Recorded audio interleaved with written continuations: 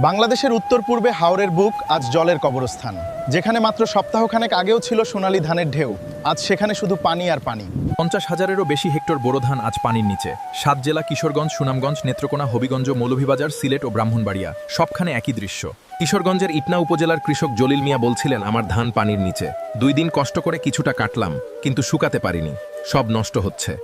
নৌকায় চড়ে ডুবন্ত ধান কাটার এই দৃশ্য এখন হাওরে নিত্যদিনের ঘটনা।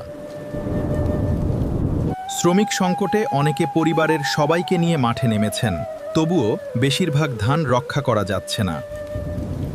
সুনামগঞ্জের চন্দ্রসোনার থাল ও চাপ্তির হাওরের বাঁধ ভেঙে পড়েছে। 120 কোটি টাকা ব্যয়ে নির্মিত 520 কিলোমিটার বাঁধও শেষ রক্ষা করতে পারেনি। বিপদ শুধু মাঠে নয়, ধান কাটতে পারলেও শুকানো যাচ্ছে না।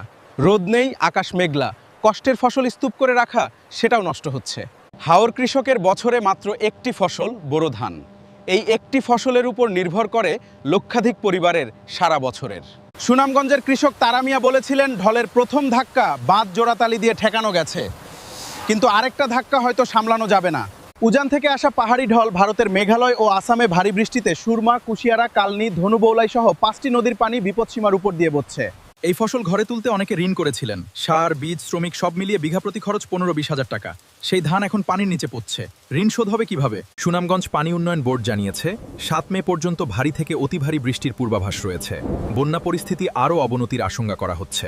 কৃষকরা অবিলম্বে সরকারি সহায়তা ও পুনর্বাসনের দাবি জানিয়েছেন। কৃষি বিভাগ ক্ষতিগ্রস্তদের তালিকা তৈরির কথা জানিয়েছে, কিন্তু কৃষকের প্রশ্ন, কতদিনে আসবে সেই সাহায্য?